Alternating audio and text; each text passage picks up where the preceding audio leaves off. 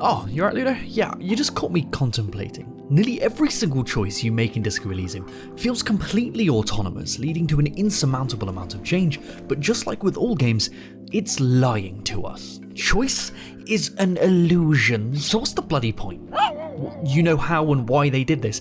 Alright, clever clogs, let's dive into it then. Welcome to Design Delve.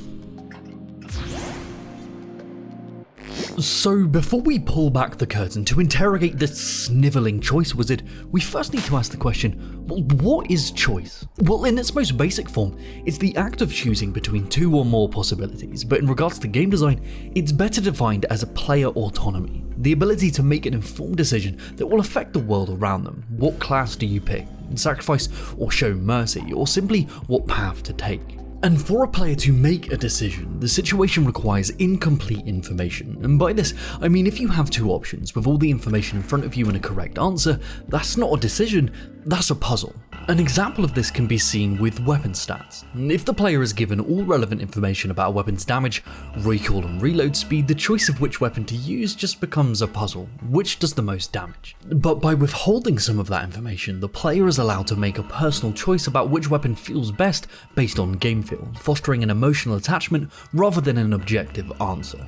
Designers use a myriad of subtle techniques like this to convince the player that they have full autonomy, where in reality they're on rails. This all seems like a net negative, but we don't actually want to give our players autonomy. The more choice we add, it can lead to many negative, inconsistent gameplay experiences, completely ballooning development costs, so the solution is to give the player seemingly autonomous decisions to make, but manipulate them in such a way to create a more consistent gameplay experience while still giving them the illusion of this autonomy. Now, there are a whole host of different ways to do this, but I'm going to boil them all down into what we call divergences. There are many different types of divergences, but effectively, they're different ways to make choices feel meaningful without exploding the amount of work developers actually need to do. Even in a game like Disco Elysium, which has over 1 million words of written dialogue, the developers still need to deploy these divergent tricks to make it all work. And because of this, we're going to spend a lot of time discussing divergences in dialogue specifically, because Disco Elysium is 95% dialogue and 5% wandering around looking for fuckers to talk to. But all of these techniques can be applied to any form of choice in games, and dialogue, traversal, weapon upgrades, take your pick. Oh yeah, okay, so for anyone who doesn't know, in Disco you play as a detective of your own design, solving crimes and paranormal mysteries in a myriad of ways to suit your personal playstyle to alter the story. And as designers, we want our players to feel as if they have control over what is happening in the narrative, but this is immensely difficult when you consider the inherent linear nature of games. Imagine your journey through any game as a train on a track, moving from point A to B. Regardless of what we're doing, we're all hurtling down this linear track, seeing the same sights and being served the same food. As the player journeys down this track, they're often given choices. Some are simple, some are dramatic. One choice keeps them on the main track, but the other diverts them, leading to a shift in the narrative. And this, by all definitions, is a choice, but making two completely unique tracks for the player to follow for every single choice they could possibly make is expensive as fuck. So instead, we employ parallel divergences. These are short sections of parallel content where the player can make a dramatic choice in the narrative, taking them on a wild ride, but regardless of the outcome, it eventually brings itself back onto the main track, giving the illusion of player agency. An example of this done poorly is in Telltale's The Walking Dead. There's this moment where you choose which character to save from death. This seems like a significant choice, but regardless of who you choose, the role they take in the story and the actions they take are completely identical. And then shortly afterwards, the surviving character dies anyway, so none of it mattered. But when this technique is masked properly, it is the single greatest asset in a developer's toolbox when it comes to player autonomy, and no game does that better than Disco Elysium, because it doesn't just employ this trick here or there, the entire experience is the trick. Every choice you make drives you deeper into a twisting narrative of wild possibilities, but all roads lead to Rum. What's behind the ethereal locked door in the bookshop, and why is the shopkeeper so scared of it? You delve into these mysteries, gathering information, finding more threads to pull, but at the end of this path, it literally brings you back onto the main road. No matter what you choose to do, it all leads back to what you're meant to be doing to progress the story, but feels as if you're free due to these hidden parallel divergences. And this feeling of freedom is also bolstered by another divergent trick we call cross-divergences. These are commonly seen in open world design, where the player is given multiple options, let's say 4 distinct tasks to complete. They can do these in any order they want, but they must be completed before they can progress the game. This makes the player feel as if they're making meaningful decisions, but they're still digesting and consuming the exact same content, just out of order. It's super simple. But because of the nature of how you progress the main quest in Disco Elysium, it is effectively one big cross-divergence. The centre of this cross being the Hanging Man, and its points being the information needed to continue your investigations, be it motive, conspiracy, or letting the dead speak for themselves. The optional quest the game drives you towards gives the player vital information that is needed to push this core narrative forward. But what sets Disco Elysium apart is not how it forces its players to do these tasks, but how it lets them skip them. For example, the Hanging Man. There are multiple ways to get him down, but regardless of how you do it, the outcome is always the same. But the first option most players will encounter is to simply shoot him down. If successful, it will skip a huge portion of the game. And this is another form of divergence, a skip divergence. Instead of developing a whole new track for the player to follow, we just skip them ahead to a later part of the main track. This is a way to reward player choice without any extra development time.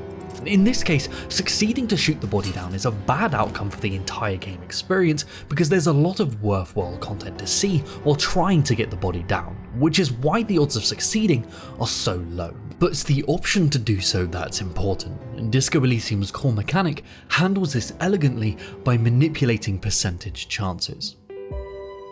As we've seen in other games, forcing the player to fail something even when it's reasonable does nothing but break immersion. That's why framing them as percentage chances is so important. You're always given a chance to attempt some outrageous solution no matter the odds. Success will allow you to continue your investigation, and failure just drives you to more content. For sure, they can be tangential history, information, and small character moments, but that all adds a lot of flavour to your failures. But failure is also good because it incites opportunity costs. An opportunity cost is the regret we feel when picking one of 2 options, making us obsess over what could have been. This is usually a negative thing that we try and avoid, but as designers, we can leverage this to our advantage. This failure to shoot the body down makes us spend the next few days of gameplay realizing that this is only happening because we failed to shoot the corpse down, making every key decision you make from that point onwards feel just as impactful, even if they're not. This also drives the player to contemplate what they could have done differently. Yeah, like with character creation. We've just spent a lot of time discussing the illusion of choice in things that don't really matter, but Disco Elysium goes to an incredible amount of effort to make its stats actually matter.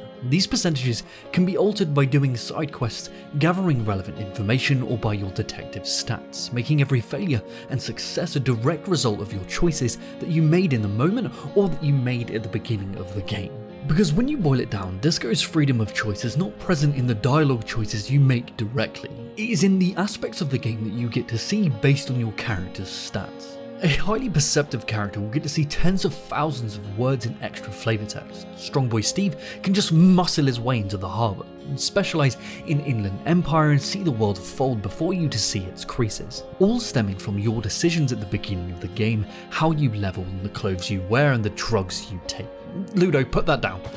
At the end of the day, what do we want our players to do? We want them to engage with the game's world, its characters and systems. That's all we could ever want as designers. Disco's percentage check system does this in many ways because they've made it matter. Well, as much as they possibly could anyway. So on the complete opposite end of the spectrum, how do you make a choice feel meaningful if there's no change whatsoever? I agree. So everybody's favourite sidekick, the king of the speedway, the prince of putting up with your bullshit, Kim Kitsuragi. Kim follows your antics throughout Revachol, aiding where he can. he often interjects and reacts to your choices as you make them. Now, I am certain that I speak for every motherfucker with a pulse, but Kim is king, and I would go to the ends of the earth not to upset him, and that's the point. A lot of games mirror the player with a sidekick, someone whose opinion they're meant to care about, and Kim's reactions to your dumbass choices are the exact same outcome as Clementine will remember this from the Telltale games, because they both equally don't matter. They just feel as if they do. Your relationship with Kim never ultimately changes throughout the course of the game. Instead, they use aesthetic divergences to make it feel as if your decisions are affecting him. And the aesthetic divergence doesn't involve any change in gameplay whatsoever, it's just a change in the aesthetic framing of a scene. These can be anything from a change in a cutscene at the end of the game, an unexpected redecoration of a familiar area, or a character's reaction. This can be seen in Kim paying for your stay at the Whirling in Rags, or any of his head-shaking apologies to your confused suspects. These are all aesthetic divergences to make it feel as if the choices you are making in dialogue matter, but in reality nothing has changed. The track hasn't diverged at all. What matters is that it passes the refrigerator test. I'll tell you all about the refrigerator test when we do the credits. Ah! God, oh my head. Oh, this episode was so dense. We went over what? Parallel, cross, skip, and aesthetic divergences, and any and all decisions you make in Disco Elysium, and any game for that matter, are just variations on these. And like I said before, these can be applied to any decision you make in any game. Consequences, where to go, what to do, you name it. But what do you think?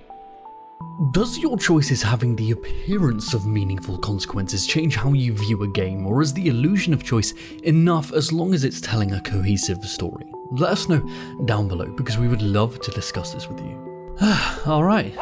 Oh yeah, good point. Another plug for our other outlet. Why not swing by the DevHeads podcast here on Second Wind every other week, where we sit down to discuss the ins, outs and goings on of game development with other fellow unhinged devs. We'd love to see you there, because we have some absolutely insane guests lined up.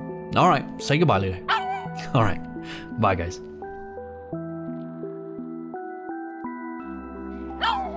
Huh?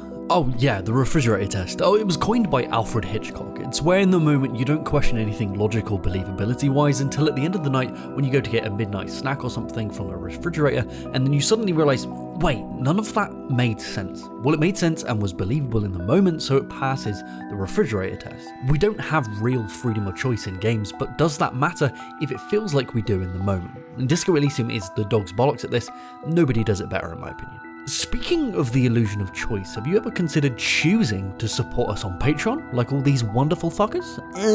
Go on, you know you wanna. Alright, bye for real now, guys.